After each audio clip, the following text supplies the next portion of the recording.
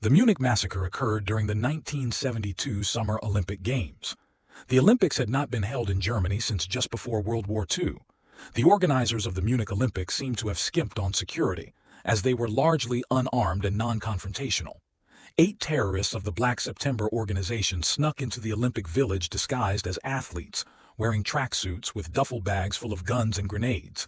They were first confronted by Josef Gutfreund, an Israeli wrestling referee, and Moshe Weinberg, a coach.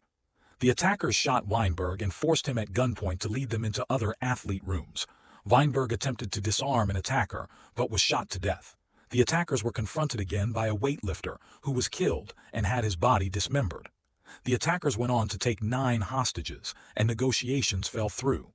Mind you, that these events were being broadcasted to nearly 1 billion people worldwide. There were plans to ambush the terrorists, but they began to threaten the lives of the hostages, forcing the police to retreat. The police wanted to at least speak to one of the hostages, and spoke to fencing coach Andrei Spitzer. But Spitzer was subsequently clubbed with the butt of an AK-47. They had to try a new approach at getting the hostages out safely, so it was proposed to meet the demands of the attackers. A plan was devised to fly the attackers and hostages out to Cairo. The police had hoped to ambush the terrorists and were lining the streets with snipers. The terrorists were alerted of this and became even more spooked. A bus drove the terrorists to the helicopters, which were flown to the airport, where several German policemen were on standby.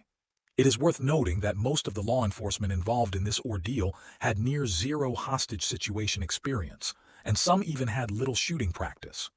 The attackers were to make their way onto a Boeing 727, with German police disguised as flight attendants. The police aboard the airplane concluded the mission was too risky and abandoned ship. This left just 5 sharpshooters to face off the whole group.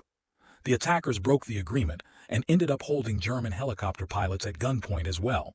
The attackers made their way to the plane, only to realize they walked into a trap. They sprinted back to the helicopters and 2 of the kidnappers were killed. But the rest managed to get to cover, and a long gunfight ensued. There was actually some misinformation going around, with indications that all the hostages were alive and the attackers were all dead.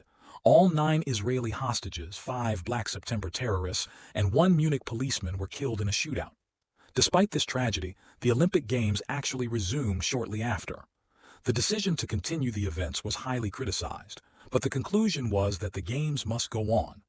3 of the terrorists survived the ordeal and were imprisoned, until a plane was hijacked in an attempt to demand their release.